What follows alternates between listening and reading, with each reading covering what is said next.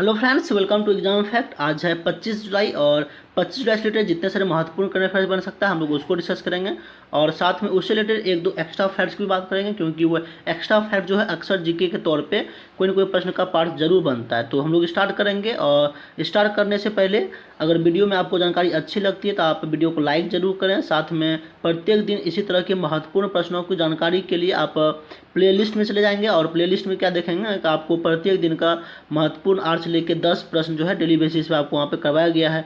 और वो सारे महत्वपूर्ण प्रश्न इसीलिए है क्योंकि प्रीवियस ईयर के पेपर के हिसाब से जो है यहाँ पे सारे क्वेश्चन को लिया जाता है। तो महत्वपूर्ण प्रश्न डेली पाने के लिए आप चैनल को सब्सक्राइब कर लें और साथ में अन्य लोगों को भी चैनल को जरूर शेयर करें। तो चलिए स्टार्ट करते हैं आज के पहले प्रश्न से। आज का पहला प्रश्न है, सूरज कदे मर्दानी पुस्तक किसके द्वारा लिखा गया है? आपका लिखा गया है बलदेव सिंह के द्वारा और ये हाल फिलहाल में किताब लिखा गया है। और किताब से रिलेटेड कोई भी परीक्षा जैसे कि एसएससी का हो, रेलवे का हो, बैंक का हो, मतलब कोई भी एग्जाम अगर आपका स्टेट लेवल का कोई भी एग्जाम होता है तो अक्सर ये प्रश्न बनता ही बनता है किताब से रिलेटेड। तो आप ये ध्यान रखेंगे, सूरज कदे मर्दानी आपका प्रश्न लिखा गया है बलदेव सिंह के द्वारा। अब हम लोग थोड़ा रिवाइज कर लेते हैं 2020 में और भी जितने सारी किताब लिखी गई हाल फिलहाल में। तो आपका लिखा गया lockdown liaisons living and other stories आपका लिखा गया है किसके द्वारा? शोभा डे के द्वारा। बिहाइंड द मास्क कोविड-19 आपका लिखा गया मोहम्मद अब्दुल मन्नान के द्वारा। Getting competitive a practitioners guide for India ये आपका लिखा गया आरसी भार्गव के द्वारा। ए बर्निंग अभी हाल फिलहाल में लिखा गया आपका किसके द्वारा? मेघा मजूमदार के द्वारा। तो ये सारी किताब आप याद रखेंगे और ये सभी क्या है महत्वपूर्ण किताबें हैं। चलते हैं आज के अगले प्रश्न पे। आज का अगला प्रश्न है, महाराष्ट्र में किस प्रसिद्ध अभिनेता ने प्रवासी रोजगार नामक मुफ्त ऑनलाइन मंच लॉन्च किया? कि आपका किसके द्वारा लॉन्च किया गया है? सोनू सूद के द्वारा। लगभग देश भर में 500 से ज़्यादा प्रतिष्ठित कंपनियों में जो है अलग अलग प्रकार के अवसर प्रदान करेंगे। तो आपका ये लॉन्च किया गया सोनू सूद के द्वारा और कहाँ पे? महाराष्ट्र में। ये भी ध्यान रखेंगे, महाराष्ट्र में किसके द्वारा? सोनू सूद के द्वारा। और नाम याद रखेंगे प्रवासी रोजगार। चलते हैं अगले प्रश्न पे। हाल ही में किस राज्य में स्वच्छ और आरामदायक श्वास लेने के लिए श्वसन यंत्र मास्क विकसित किया गया? तो ये आपका किसके द्वारा? पश्चिम बंगाल में। आप ध्यान रखेंगे श्वसन यंत्र मास्क आपका विकसित किया गया कहाँ पे? पश्चिम बंगाल में। और किनके द्वारा विकसित किया गया था? आप ये ध्यान रखेंगे, विकसित किया गया SNBN-CBS यानी कि SN. Bose international centre for basic sciences द्वारा जो है इसको विकसित किया गया है पश्चिम बंगाल में। और ये जो है एक स्पेशल तरह का मास्क होगा जिसमें कार्बन डाइऑक्साइड और साथ में नमी को सोखने की भी क्षमता है। तो आप ध्यान रखें कहाँ पे? आपका पश्चिम बंगाल में।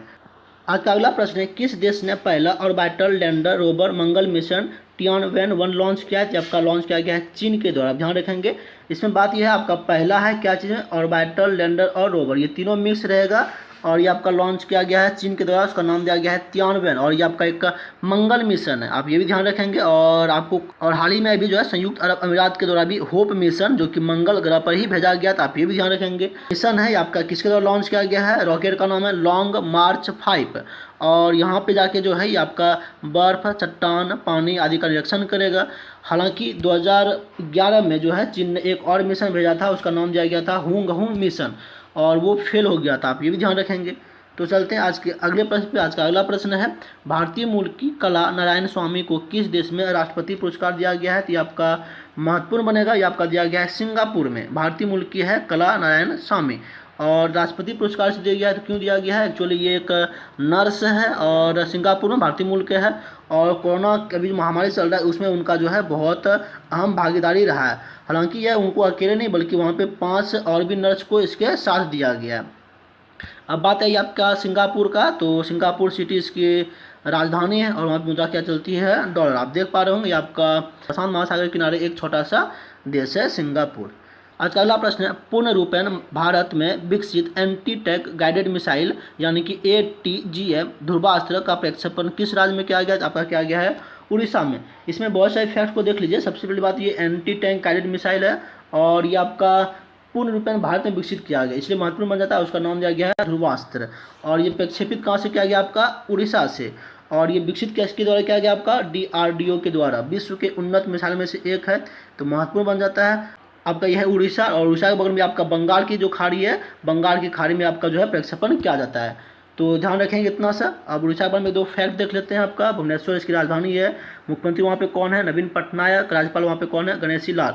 और राज्यसभा और लोकसभा की सीटें आप हर एक राज्य का डेली बेसिस पे 1-2 करके याद कर लें, क्योंकि ये एग्जाम का आज ट्रेंड बन गया है, आपको एग्जाम में देखने को जरूर मिलता है। तो आप सिंपली 10-20 अगर करके याद रखेंगे, उड़ीसा 10-20, तो आपको याद हो जाएगा। चूँकि राज्यसभा की सीटें कम होती है, लोकसभा की ज़्यादा होती है, तो आपको ऐसे भी याद हो जाएगी 10 और 20, उड़ीसा की 10 और 20। अब इतना याद रखेंगे तो आपको याद हो जाएगी। जगन्नाथपुरी जो है आपका ये फेमस मंदिर है, ये यहीं पे आपको देखने को मिलता है। साथ में जो है विश्व प्रसिद्ध चिल्का झील, जो कि खारे पानी का इंडिया का सबसे बड़ा झील है। तो ये अक्सर एग्जाम का प्रश्न बनता है, तो आप यहाँ ध्यान रखेंगे। चलते हैं अगले प्रश्न पे। अगला प्रश्न है मानवता के लिए वोल्केनियन पुरस्कार 2020 ये किसको दिया गया है? दिया गया है ग्रेटा थनबर्ग को। और ये ग्रेटा थनबर्ग जो है बहुत चर्चे में रहती है और मात्र 17-18 साल की एक लड़की है। इसको दिया गया है वोल्केनियन पुरस्कार 2020। तो आप ये ध्यान रखेंगे। और पिछले साल जो आपका यूनिसेफ के द्वारा प्रियंका चोपड़ा को जो है आपका मानवता पुरस्कार इसको भी दिया गया था, तो आपकी एग्जाम में बन चुका है। तो इस बार दिया गया आपको हालांकि ये वोल्केनियन पुरस्कार दिया गया है किनको? ग्रेटा थनबर्ग को। आप ये भी ध्यान रखेंगे। और ग्रेटा थनबर्ग कहाँ की है? स्वीडन की। और वहाँ पे वो क्या है? जलवायु कार्यकर्ता, यानी कि पर्यावरण के प्रति बहुत जागरूक रहती है, पर्यावरण के लिए वो काम करती है, इसके लिए जो उनको पुरस्कार दिया गया है। आज का अगला प्रश्न है हाल ही में किसे मरणोपरांत लीजेंड ऑफ एनिमेशन पुरस्कार दिया गया? इनको दिया गया अर्नब चौधरी। मरणोपरांत दिया गया है और के द्वारा दिया जाता है, तो ये आप ध्यान रखेंगे क्योंकि ये कहीं कहीं पूछा जाता है। टू नजर मीडिया ग्रुप के द्वारा दिया गया है लीजेंड ऑफ एनिमेशन पुरस्कार अर्नब चौधरी को। आज का अगला प्रश्न है सेवलॉन ने किसके साथ मिलकर इलनेस टू वेलनेस अभियान को शुरुआत की? यानी कि इलनेस मतलब बीमारी, वेलनेस मतलब अच्छाई। अगर आप बीमारी से लेके स्वस्थ होते हैं तो ये अभियान की शुरुआत किया गया है किनके द्वारा? आपका सेवलॉन के साथ मिलकर एसोचैम के द्वारा। तो अब बात करते हैं कि इसका फैक्ट क्या है। तो इनके द्वारा जो अभियान की शुरुआत की गई है, इसमें मुख्य बिंदु है कि अच्छा भोजन करना है और डेली व्यायाम करना यानी कि एक्सरसाइज करना, साथ में अच्छी आदतों को फॉलो करना, ये इनका मिशन है। और अभी एसोचैम की बात आई है तो हम लोग एसोचैम के बारे में देख लेते हैं। इसका फुल फॉर्म बनता है associated chamber of commerce and industry of India. इसकी स्थापना 1920 में की गई है किनके द्वारा? डॉक्टर हीरानंदानी के द्वारा। हेडक्वार्टर कहाँ पर था आपका? नई दिल्ली में। चलते हैं अगले प्रश्न पे। आज का अगला प्रश्न है हाल ही में बजाज फाइनेंस के गैर कार्यकारी अध्यक्ष पद से किसने इस्तीफा दिया? तो आपका दिया है राहुल बजाज ने। और हालांकि आपका बनेंगे 31 जुलाई को इस्तीफा देंगे और इनकी जगह पे कौन आएंगे? आपका संजीव बजाज, जो कि उनके अभी क्या है? उपाध्यक्ष हैं। तो आप ध्यान रखेंगे ये अध्यक्ष हैं और ये उपाध्यक्ष हैं, तो आप ये अब अध्यक्ष बन जाएंगे यानी कि संजीव बजाज नए अध्यक्ष बनेंगे। तो ये भी प्रश्न बन सकता है, तो आप दोनों ध्यान रखेंगे। अब बात कर लेते हैं बजाज फाइनेंस की। तो इसकी स्थापना हुई थी आपका 1931 में और उसमें जो है चीनी उद्योग के रूप में इसकी स्थापना हुई थी और किनके द्वारा किया गया था? जमनालाल बजाज के द्वारा। और अभी जो है ये करीब आपका 24 कंपनियों का एक समूह है, तो आप ये ध्यान रखेंगे।